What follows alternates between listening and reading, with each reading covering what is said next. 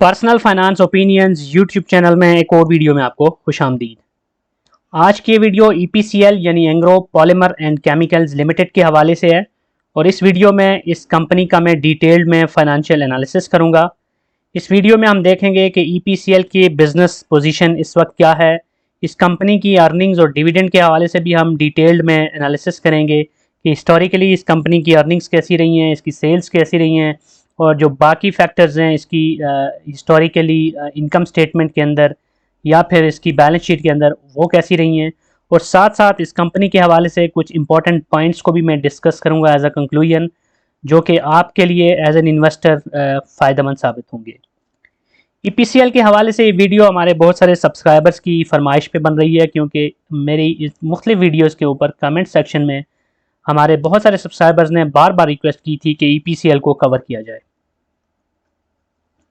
सबसे पहले ईपीसीएल का अगर हम बेसिक इंट्रोडक्शन लें तो ये कंपनी पाकिस्तान स्टॉक मार्केट में केमिकल सेक्टर में लिस्टेड है और ये कंपनी एक मशहूर ग्रुप यानी एंग्रो ग्रुप की कंपनी है और 1997 में ये कंपनी कायम की गई। अगर इस कंपनी के बिज़नेस के हवाले से हम बात करें तो ये मुख्तलिफ़ किस्म की मसनूआत बनाती है, जिसमें सबसे जो बड़ा नाम है वो पीवीसी का है, पॉलीविनाइल क्लोराइड, और इसके साथ साथ कास्टिक सोडा, सोडियम हाइपोक्लोराइड और हाइड्रोक्लोरिक एसिड भी बनाती है। और ये कंपनी पाकिस्तान के अंदर अगर हम पीवीसी रेजिन के हवाले से देखें तो ये लीडिंग कंपनी है, सबसे ज़्यादा यही कंपनी पीवीसी बनाती है। और साथ साथ इस कंपनी का जो बिज़नेस है उसकी अगर हम बात करें तो पाकिस्तान के अंदर भी और पाकिस्तान से बाहर भी जो इसकी मसनूआत हैं या इसकी जो प्रोडक्ट्स हैं वो सेल होती हैं। तो कंपनी हिस्टोरिकली एक बड़ा अच्छा ट्रैक रिकॉर्ड रखती है in terms of its sales. आगे चल के हम उसको भी डिटेल में डिस्कस करेंगे। सबसे पहले हम ईपीसीएल के हवाले से जो इंपॉर्टेंट नंबर्स हैं और रेशोज़ हैं उनको देख लेते हैं। एज अ स्टॉक इन्वेस्टर आपके लिए ये इन्फॉर्मेशन काफ़ी यूज़फुल होगी। इस कंपनी के शेयर की एज ऑफ नाउ अगर हम करंट प्राइस देखें, जब मैं ये वीडियो बना रहा हूँ तो 54 रुपये 83 पैसे है, जबकि पिछले एक साल यानी 52 वीक्स की रेंज देखें तो वो 49.75 और 93.48 के बीच में हवर अराउंड करती रही है। यहाँ पर यह बताना ज़रूरी है कि इस वक्त ये company in terms of its share price काफ़ी स्ट्रेस का शिकार है और काफ़ी नीचे आ गई है बिकॉज ऑफ डिफरेंट फैक्टर्स, और उन फैक्टर्स को भी हम इस वीडियो में डिस्कस करेंगे। लेकिन इन जनरल देखा जाए तो ये कंपनी बहुत स्ट्रॉन्ग फुटप्रिंट्स पे खड़ी है और हमेशा से इसने अच्छे रिजल्ट्स शो किए। इस कंपनी के मार्केट कैपिटल की बात करें तो वो 49.8 बिलियन है और इस केमिकल सेक्टर में इस कंपनी के जो मार्केट कैपिटलाइजेशन है उसके हवाले से देखें तो ये बड़े जायंट्स में से एक कंपनी है। अर्निंग पर शेयर के हवाले से अगर हम देखें, लास्ट जो इसका ईयरली ईपीएस था वो 16.62 था। और यहाँ ये बताना ज़रूरी है कि ये जो लास्ट ईयरली ईपीएस है ये इसका for the financial year which ended on 31 दिसंबर 2021 उसका है।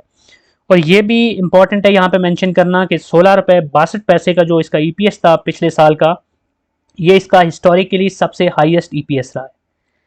इसके बाद जो ट्रेलिंग 12 मंथ की इसकी प्राइस टू अर्निंग रेशो है वो 3.42 है। इस केमिकल सेक्टर में अगर हम देखें तो इस कंपनी की जो प्राइस टू अर्निंग रेशो है वो सेक्टर की प्राइस टू अर्निंग रेशो से इस वक्त कम है, इस लिहाज से आप इसको एक अंडर वैल्यूड शेयर कह सकते हैं। सेल्स के हवाले से अगर हम इसका डेटा देखें तो ईयर ऑन ईयर बेसिस पे 2020 से 21 तक का जो सफ़र था उसमें इसने 98.18% का एक गेन शो किया है, जो कि एक बहुत बड़ा इजाफा है। आगे चल के हम वीडियो में देखेंगे कि 2021 में इस कंपनी के रिजल्ट्स हर एंगल से एक्सेप्शनल रहे और बहुत ही अच्छा परफॉर्म किया इस कंपनी ने 2021 में। बहरहाल अगर हम क्वार्टर ऑन क्वार्टर बेसिस पे देखें 2022 के फर्स्ट क्वार्टर और सेकंड क्वार्टर को कंपैरेटिवली, तो जो इसकी सेल्स हैं उसमें तकरीबन 3.67% की डिक्लाइन आई है। ये जो डिक्लाइन है इसके कुछ रीजंस हैं वो भी हम इस वीडियो में डिस्कस करेंगे, जिसमें सबसे इंपॉर्टेंट चीज़ ये है कि इंटरनेशनली जो पीवीसी है उसकी प्राइसेस काफ़ी कम हुई हैं और साथ साथ इंटरनेशनली अगर हम देखें तो इन्फ्लेशन जो बढ़ी है ना सिर्फ पाकिस्तान में बल्कि वर्ल्ड वाइड, ख़ास तौर पर रशिया और यूक्रेन का जो क्राइसिस है उसकी वजह से जो इंटरनेशनल मार्केट्स हैं वो भी काफ़ी उस इम्पैक्ट ले गई हैं, जिसकी वजह से पीवीसी की प्राइसेस नीचे आई हैं। और जब पीवीसी की प्राइसेस नीचे आएंगी तो एक कंपनी जिसकी सबसे बड़ी प्रोडक्ट ही पीवीसी रेजिन है तो उसके जो सेल्स हैं उसके अंदर और उसके प्रॉफिट्स के अंदर इम्पैक्ट आना एक लाजमी सी बात है। उसके बाद डेट टू इक्विटी रेशियो अगर हम इसकी देखें up to the second quarter of 2022 तो वो 193.71% बनता है। ये नंबर थोड़ा सा मैं इसको कहूँगा कि अच्छा नहीं है, क्योंकि इससे ये पता चलता है कि कंपनी इक्विटी से ज़्यादा अपने डेट्स के ऊपर रिलाई करती है। लेकिन डेट टू इक्विटी रेशो फिर भी कोई डेंजरस लेवल पे नहीं है, ये एक एक्सेप्टेबल लेवल के ऊपर है, क्योंकि कंपनीज डेट्स लेती रहती हैं और उन डेट्स को फिर वो अगर पॉजिटिवली यूज़ करती हैं तो उससे फिर उनके जो सेल्स और उनके रेवेन्यूज़ और प्रॉफिट्स हैं उसके ऊपर लॉन्ग टर्म में पॉजिटिव इम्पैक्ट्स आते हैं। अगर इसके लास्ट एनुअल डिविडेंड की बात करें तो वो 16 रुपये 30 पैसे था, जबकि इसकी पे आउट रेशो अगर हम देखें up to the fourth quarter of 2021 तो वो 98.07% था। पे आउट रेशो इसकी बहुत ज़्यादा यहाँ पे इसलिए है कि 2021 में इस कंपनी ने बहुत बड़ा डिविडेंड दिया था, और उस बड़े डिविडेंड की वजह से हम देख रहे हैं कि इसकी जो पे आउट रेशो से बाहर ऐसे लग रहा है कि इसकी जो रिटेंशन बिल्कुल भी नहीं है, सारे के सारे पैसे अपने शेयर होल्डर में बांटती है। लेकिन इन एक्चुअल ऐसा नहीं है, इससे पहले का भी हम देखेंगे हिस्टोरिकली और साथ साथ इस साल का भी, तो हमें पता चलेगा कि ये कोई हिस्टोरिकली हमेशा ऐसे नहीं रहा कि कंपनी ने इतना ज़्यादा डिविडेंड दिया हो, बल्कि ये सिर्फ पिछले साल के एक्सेप्शनल रिजल्ट्स की वजह से कंपनी ने इतना अच्छा डिविडेंड दिया था। इसकी जो डिविडेंड यील्ड है up to the fourth quarter of 2021 वो बनती है 29.73%। अगेन ये एक बहुत बड़ी डिविडेंड यील्ड नज़र आ रही है, और उसकी रीज़न भी यही है कि 2021 में इस कंपनी ने जो बहुत अच्छा डिविडेंड दिया उसकी वजह से इसकी पे आउट रेशो, उसकी डिविडेंड यील्ड और लास्ट एनुअल डिविडेंड और ये सारे के सारे फैक्टर्स में हमें एक बहुत बड़ा इजाफा देखने को मिल रहा है। इस कंपनी की करंट रेशो अगर हम देखें सेकंड क्वार्टर ऑफ 2022 तक तो वो 1.19 है, जिससे हमें पता चलता है कि इस कंपनी के जो करंट एसेट्स हैं वो इसकी करंट लायबिलिटी से ज़्यादा हैं, जो कि एक पॉजिटिव चीज़ है। अब हम इस कंपनी का जो इनकम स्टेटमेंट्स हैं हिस्टोरिकली 2017 से लेके 2022 के फर्स्ट हाफ तक उस तक का डेटा एनालिसिस करते हैं और देखते हैं कि कंपनी की सेल्स के अंदर, उसके प्रॉफिट्स के अंदर किस तरह का इजाफा या कमी नज़र आई है। तो सेल्स अगर हम इसकी देखें तो 2017 में इसकी सेल्स 27.7 बिलियन थी, जो कि 2021 तक बढ़कर 70.01 बिलियन पे चली गई हैं। और हम देख सकते हैं कि ईयर ऑन ईयर बेसिस पे इस कंपनी की सेल्स में इजाफा होता रहा है सवाए 2020 के। 2020 में इसकी जो सेल्स हैं वो 2019 के मुकाबले में कम हो गई थी, 37.8 बिलियन से कम हो गई 35.3 बिलियन पे गई थी। लेकिन 2021 के रिजल्ट्स बहुत ही एक्सेप्शनल रिजल्ट्स हैं। आप देख सकते हैं कि 35 बिलियन की सेल्स 20 में थी तो 21 में बढ़ के 70.01 बिलियन पे चली गई, जो कि 98% से भी ज़्यादा का इजाफा है। तो 2021 में इसके रिजल्ट्स बहुत ही एक्सेप्शनल रहे हैं। अब 2022 का जो फर्स्ट हाफ है यानी 2 क्वार्टर्स का रिजल्ट है, वहाँ से हमें नज़र आ रहा है कि इसने 45.4 बिलियन की सेल्स ऑलरेडी कर ली है। तो अगर इसी तरह के रिजल्ट्स प्रिवेल करते हैं अपकमिंग 2 क्वार्टर्स के अंदर भी, तो हम ये कह सकते हैं सेफली कि इस साल भी पोटेंशियली ये कंपनी पिछले साल का रिकॉर्ड भी ब्रेक कर सकती है और उससे भी ज़्यादा अच्छी सेल्स बना सकती है। उसके बाद अगर हम ग्रॉस प्रॉफिट देखें तो 2017 में इसकी 27 बिलियन की सेल में से जो ग्रॉस प्रॉफिट है वो 6.06 बिलियन था, ऑलमोस्ट 1/4 से भी कम है। और इससे हमें पता चलता है कि ग्रॉस प्रॉफिट मार्जिन इसका 25% से भी कम था। लेकिन अगर हम 2018 और 17 का कंपैरिजन करें तो इनकी जो सेल्स में इजाफा था वो 27% था, लेकिन ग्रॉस प्रॉफिट में इजाफा 44% था। इसका मतलब है कि 2028 में इस कंपनी ने न सिर्फ ये कि सेल्स में इजाफा किया बल्कि अपनी कॉस्ट ऑफ सेल्स में भी कमी लाई, which is a positive indicator. लेकिन 2019 में हम देखें तो इनकी सेल्स तो 18 के मुकाबले में 7% बढ़ गई थी, लेकिन जो इनकी ग्रॉस प्रॉफिट है उसमें हमें कमी नज़र आ रही है 7.21% से, विच मीन्स के 2019 के अंदर इस कंपनी की जो कॉस्ट ऑफ सेल्स थी वो काफ़ी ज़्यादा थी। लेकिन 2020 और 21 में हम देखें तो फिर से पॉजिटिविटी हमें नज़र आ रही है, ख़ास तौर पे 2021 में जहां इनकी सेल्स में 98% का इजाफा हुआ, वहां इनकी ग्रॉस प्रॉफिट के अंदर 119% से भी ज़्यादा का इजाफा हुआ और इनकी जो ग्रॉस प्रॉफिट है वो 24 बिलियन से ऊपर चलेगी। तो यहाँ से हमें पता चलता है कि 2021 में ना सिर्फ ये कि सेल्स बढ़ी बल्कि कॉस्ट ऑफ सेल्स में भी अच्छा खासा कमी लाने में ये कंपनी कामयाब रही।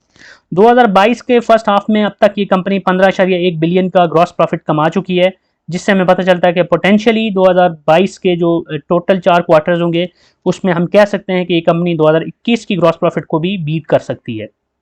ऑपरेटिंग प्रॉफिट के अंदर भी हमें नज़र आ रहा है कि वहाँ भी इनकी पॉजिटिविटी है। 4.1 बिलियन का ऑपरेटिंग प्रॉफिट था 2017 में, जिसमें इजाफा होते होते 2021 में 22.9 बिलियन पे चला गया है और हर साल इनका जो ऑपरेटिंग प्रॉफिट है वो पिछले साल से बढ़ता रहा है।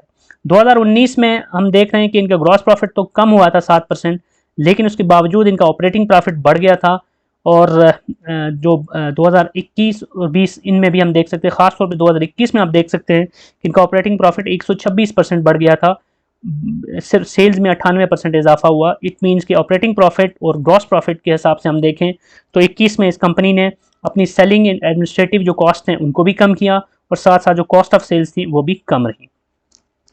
फिर प्रॉफिट बिफोर टैक्स अगर हम इनका देखें तो वो 2017 में इनका 3.1 बिलियन था, जो कि बढ़ते बढ़ते 2021 में 20.02 बिलियन पे चला गया। और 2021 का आप देख सकते हैं कि इनकी जो प्रॉफिट बिफोर टैक्स है वो 2020 के मुकाबले में 143% का इजाफा था, जो कि एक बहुत बड़ा इजाफा है।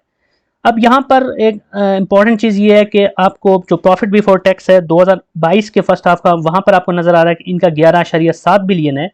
लेकिन जब हम प्रॉफिट आफ्टर टैक्स को देखें तो वहाँ पर हमें 2022 के फर्स्ट हाफ में अब तक नज़र आ रहा है कि इनका जो प्रॉफिट आफ्टर टैक्स है वो 7.05 बिलियन है, विच मीन्स कि बहुत ज़्यादा इनको टैक्स की मद में नुकसान हो रहा है 2022 के अंदर, क्योंकि बहुत सारे टैक्सेस में इजाफा हुआ है।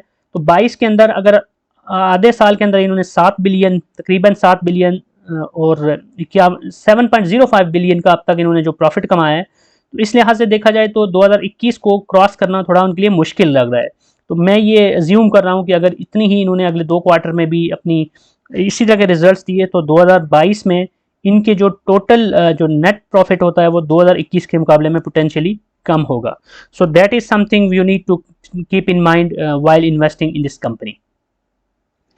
अब हम इस कंपनी के फाइनेंशियल पोजीशन को एनालिसिस करते हैं based on the data available in the balance sheet. तो यहाँ पर हम देख सकते हैं कि 2017 से लेकर 2021 तक इस कंपनी की करंट एसेट्स के अंदर मुसलसल इजाफा हमें देखने को मिल रहा है। और 2017 में जो इनके करंट एसेट्स है वो 8.06 बिलियन थे, जो कि 2021 में बढ़ के 32.7 बिलियन हो गए।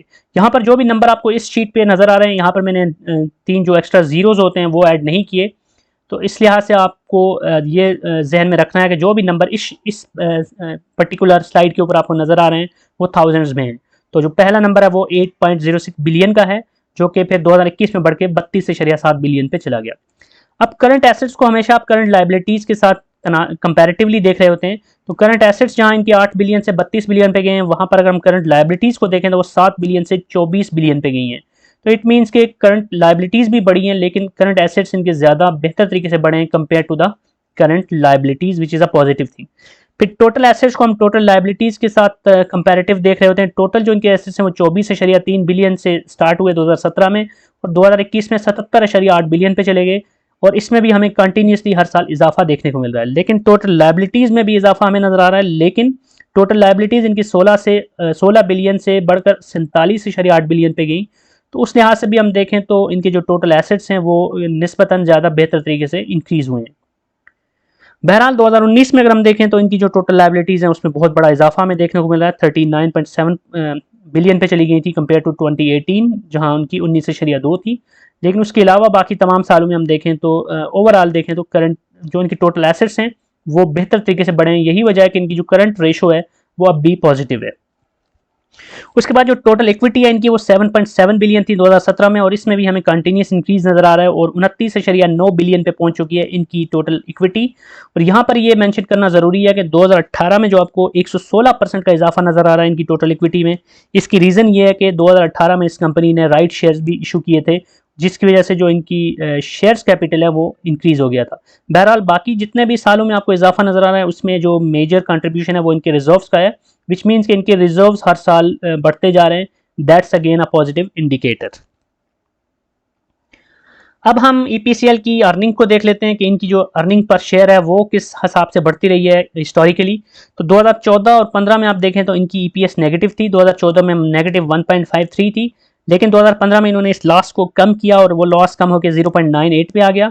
और फिर हम देख सकते हैं कि 2016 से ऑनवर्ड मुसलसल इनका ईपीएस पॉजिटिव रहा, और खास तौर पे 2021 में हम देख सकते हैं कि सबसे हाईएस्ट ईपीएस इस कंपनी का था जो कि 16.62 था। और हिस्टोरिकली अब तक इस कंपनी ने जो सबसे ज़्यादा ईपीएस कमाया वो 2021 में है। और 2022 का जो फर्स्ट हाफ है इनके 2 क्वार्टर्स हैं उसमें इस कंपनी का ईपीएस 7.55 है। इस लिहाज से देखा जाए तो अगर अगले 2 क्वार्टर्स में भी कंपनी सिमिलर रिजल्ट्स देती है तो इस कंपनी का ईपीएस बाकी तमाम सालों से ज़्यादा ही होगा, लेकिन 2021 के मुकाबले में मुमकिन तौर पे कम ही होगा। 2021 से कम होने की एक बड़ी वजह यह है कि सेल्स तो इनकी इस साल बढ़ी हैं, लेकिन जो टैक्सेस हैं वो इनको ज़्यादा जो टैक्सेस की मद में जो पैसे हैं उसकी वजह से जो अर्निंग आफ्टर टैक्स है या प्रॉफिट आफ्टर टैक्स है उसके अंदर हमें पहले हाफ में भी नज़र आ रहा था, जैसे हम पहले डिस्कस भी कर चुके हैं कि इनकी अच्छी सेल्स और अच्छी ग्रॉस प्रॉफिट के बावजूद जो इनकी इनकम है, प्रॉफिट है आफ्टर टैक्स, उसमें कमी नज़र आ रही है। और हमें यही लग रहा है कि अगले 2 क्वार्टर्स के अंदर भी इस कंपनी के रिजल्ट्स में ये एक मेजर फैक्टर होगा जो कि इसकी टोटल जो अर्निंग है उसको कुछ हद तक डिप कर सकता है। अब हम डिविडेंड पे आउट हिस्ट्री देखते हैं ईपीसीएल की, तो 2017 से लेकर 2022 के फर्स्ट हाफ तक देखें तो मुसलसल ये कंपनी हर साल डिविडेंड दे रही है। 2017 में इसने ₹1.25, 2018 में ₹1.10, 2019 में इस कंपनी ने 80 पैसे, 2020 में तकरीबन ₹1.25, 2021 में इसने ₹16.30 हाईएस्ट डिविडेंड दिया, और जबकि 2022 के 2 क्वार्टर्स में अब तक ये एक दफ़ा ₹5 और एक दफ़ा ₹2.5 यानी टोटल ₹7.5 अब तक दे चुकी है। तो इससे पता चलता है कि कंपनी एक रेगुलरली डिविडेंड पे करने वाली कंपनी है और इसकी डिविडेंड यील्ड भी अच्छी है, और ख़ास तौर पे जब भी इस कंपनी के रिजल्ट्स अच्छे हों तो उस वक्त ये बड़ी सखावत के साथ आपको डिविडेंड दे रही होती है। जैसे कि हमने देखा कि 21 में इनके रिजल्ट सबसे अच्छे थे, तो उसी लिहाज से हमें यहाँ पे इनकी जो डिविडेंड है वो भी 21 में सबसे अच्छा नज़र आ रहा है। इसके बाद अब इस वीडियो में कुछ important points as a conclusion में आपके साथ शेयर करूँगा। एज एन इन्वेस्टर आपके लिए ज़रूरी होगा कि इन पॉइंट्स को आप जहन में रखें। यहाँ पे कंसीडर की स्पेलिंग मिस्टेक है उसको आप दरगुजर फरमाइएगा। सबसे पहले इंपॉर्टेंट चीज़ ये है कि ये कंपनी एंग्रो ग्रुप की एक कंपनी है जो कि एक मजबूत और तगड़ा ग्रुप है, और कोई भी कंपनी जब किसी बड़े ग्रुप का हिस्सा होती है तो वो इट्सल्फ एक पॉजिटिव इंडिकेटर होता है उस कंपनी के लिए। और ये जो कंपनी है ईपीसीएल, ये पीवीसी रेजन बनाने वाली सबसे बड़ी कंपनी है और अपनी प्रोडक्ट्स के लिए एक वसी मार्केट रखती है। तो कोई भी कंपनी जब उसकी कोई प्रोडक्ट नीश होती है उसमें अगर वो एक लीडिंग कंपनी है तो ऑटोमेटिकली वो उसके लिए एक एज होता है, विच मीन्स के मार्केट के अंदर वो एक एज अ लीडर काम कर रही है। और इस कंपनी की अगर हम बात करें तो पीवीसी रेजिन के अलावा भी, जैसे हमने डिस्कस किया, कास्टिक सोडा भी और कुछ और भी केमिकल्स बनाती है। तो उस लिहाज से देखा जाए तो इस कंपनी की बड़ी अच्छी मार्केट है, और ना सिर्फ ये कि लोकल डोमेस्टिक मार्केट में बल्कि इंटरनेशनल मार्केट के अंदर भी ये कंपनी अपने कदम जमा चुकी है।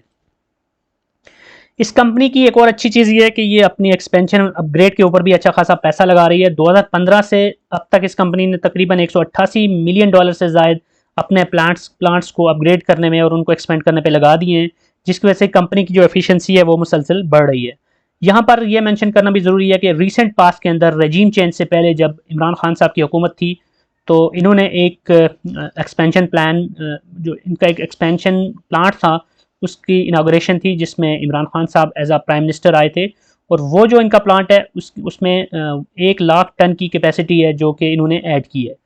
तो ये जो इनकी कैपेसिटी में इंक्रीज़ हुआ है, उसके बाद जो इनकी पीवीसी की जो प्रोडक्शन कैपेसिटी है वो बढ़कर 2,95,000 टन सालाना से बढ़ चुकी है, विच मीन्स कि कंपनी अपने बिजनेस को लेकर बहुत सीरियस है और उसमें कंटिन्यूस ग्रोथ के लिए भी काम कर रही है। और साथ साथ ये भी इंपॉर्टेंट फैक्टर है यहाँ पे कि इस कंपनी ने $25 मिलियन से ज़ायद की जो पीवीसी रेजिन है वो टर्की और मशरक़ वस्ता के कुछ और ममालिक को भी एक्सपोर्ट की है। इससे ये पता चलता है कि कंपनी ना सिर्फ ये कि लोकल मार्केट के अंदर एक बेहतर तौर पे अपनी प्रोडक्ट्स को सेल कर रही है, बल्कि इंटरनेशनल मार्केट को भी एक्सपेंड कर चुकी है और मज़ीद जो मार्केट्स हैं उनके अंदर पेनिट्रेट करने की कोशिश कर रही है। तो जो कंपनी इंटरनेशनल मार्केट के अंदर अपनी प्रोडक्ट्स को बेच रही होती है तो पाकिस्तान में उसके लिए एक ये प्लस पॉइंट हो जाता है कि जो इन्फ्लेशन या ख़ास तौर पे रुपये की डेप्रिसिएशन है उसका जो इम्पैक्ट है वो इस तरह की कंपनीज पे निस्बतन कम होता है। अब इस कंपनी के हवाले से एक नेगेटिव पॉइंट जो कि इन्होंने अपनी रिपोर्ट के अंदर भी मेंशन किया वो ये है कि रशिया और यूक्रेन का जो क्राइसिस चल रहा है उसकी वजह से, और ओवरऑल जो इंटरनेशनल जो फाइनेंशियल सिचुएशन है दुनिया भर में उसकी वजह से, और पाकिस्तान के अंदर जो मैक्रो इकनॉमिक और पॉलिटिकल फ्रंट के ऊपर इंस्टेबिलिटी आपको नज़र आ रही है, इस इंस्टेबिलिटी की वजह से और इन सारे सिचुएशन की वजह से जो पीवीसी है इसकी डिमांड में वर्ल्ड वाइड और पाकिस्तान के अंदर भी कमी आ रही है, और साथ साथ इसकी कीमतें भी कम हो रही हैं। तो पीवीसी की कीमत में जब कमी होती है तो इसका बराह रास्त असर इस तरह की कंपनी के ऊपर होता है जिसकी जो मेजर प्रोडक्ट है वही पीवीसी हो। तो इस चीज़ को आपने जहन में रखना है कि वर्ल्ड वाइड जब भी कोई फैक्टर्स होते हैं तो उसका इम्पैक्ट मुख्तलिफ कंपनीज ले रही होती हैं, तो उसमें ये कंपनी भी है। तो इस कंपनी की जो रिपोर्ट है उसको अगर आप स्टडी करें तो उसमें इन्होंने इस चीज़ को अपने आउटलुक के हवाले से और फ्यूचर के हवाले से स्पेसिफिकली मेंशन किया है। और अगर सिचुएशन रशिया और यूक्रेन के हवाले से बेहतर नहीं होती इन अपकमिंग वीक्स और अपकमिंग क्वार्टर्स, तो हमें अगले जो रिजल्ट्स हैं उसके अंदर भी इसका इम्पैक्ट वाज़ेह तौर पर नज़र आएगा फॉर दिस कंपनी। बहरहाल इन पॉइंट्स के अलावा भी एक और इम्पॉर्टेंट पॉइंट जो मैं आपके साथ डिस्कस करूँगा वो ये है कि इस कंपनी की अगर आप होल्डिंग्स देखें फंड्स के पास, जो म्यूचुअल फंड्स होते हैं उन्होंने किसी कंपनी की होल्डिंग कर रखी है या नहीं रखी, ये बड़ा इंपॉर्टेंट पॉइंट होता है एज एन इन्वेस्टर। क्योंकि अगर किसी कंपनी को मुख्तलिफ फंड्स ने होल्ड कर रखा है तो इट मीन्स के उन फंड्स का भी इस कंपनी के ऊपर एक ट्रस्ट है। तो इस कंपनी की अगर हम बात करें EPCL की, तो इसकी होल्डिंग काफ़ी सारे फंड्स के पास ऑलरेडी मौजूद है, विच मीन्स के इस कंपनी के अंदर पोटेंशियल जो है वो उनको भी नज़र आ रहा है। तो इन सारे फैक्टर्स को आपने जहन में रखना है, प्लस एंड माइनस सारे, इसकी जो हिस्टोरिकली मैंने डेटा आपके साथ शेयर किया वो भी आपने देखना है, EPS के हवाले से, डिविडेंड के हवाले से जो इसकी हिस्ट्री शेयर की उसको भी आपने देखना है। तो उसकी बेस पे आप बेहतर तौर पे एक अपनी जो स्ट्रेटेजी है उसके मुताबिक देख सकते हैं क्या आपको इस कंपनी में इन्वेस्ट करना चाहिए या नहीं करना चाहिए, और अगर आपने ऑलरेडी इन्वेस्टमेंट कर रखी है तो क्या आप इसमें मज़ीद आपको अपनी होल्डिंग्स को बढ़ाना चाहिए या नहीं। तो ये बहुत सारे फैक्टर्स होते हैं जिनको जहन में रखना होता है। मेरी तरफ से कभी भी किसी वीडियो में आपके लिए बाय और सेल कॉल नहीं होती, क्योंकि ये डिसीजन आपका अपना होता है। जब सारी इन्फॉर्मेशन आपके साथ शेयर कर दी जाए तो आपके लिए डिसीजन लेना बेहतर हो जाना, आसान हो जाना चाहिए। लेकिन ये एक्सपेक्ट करना कि एग्जैक्ट आपको मैं बताऊं कि किसी कंपनी में आपने इन्वेस्ट करना है या नहीं करना, आई थिंक वो एक राइट अप्रोच नहीं होती। यही वजह है कि बहुत सारे मेरे सब्सक्राइबर्स कह रहे होते हैं कि आप बाय सेल की कॉल दिया करें कंपनीज़ की, तो मैं इसको इसीलिए अवॉइड करता हूँ कि ये जो डिसीजन होता है इन्वेस्टमेंट का वो आपकी अपनी रिस्क एपिटाइट, आपकी जो इन्वेस्टमेंट स्ट्रेटजी है, जो आपके प्लान्स हैं उसके ऊपर डिपेंड कर रहा होता है, और वो पर्सन टू पर्सन वेरी कर रहे होते हैं। बहरहाल ये थी आज की वीडियो। आई होप कि ये इन्फॉर्मेशन आपके लिए यूज़फुल होगी। अगर आपका कोई भी क्वेश्चन है, कोई भी फीडबैक है तो आप कमेंट सेक्शन में लिख सकते हैं। और अगर आपको ये वीडियो पसंद आई है तो चैनल को सब्सक्राइब करना, बेल आइकन को प्रेस करना और वीडियो को लाइक करना मत भूलिएगा। Thank you very much.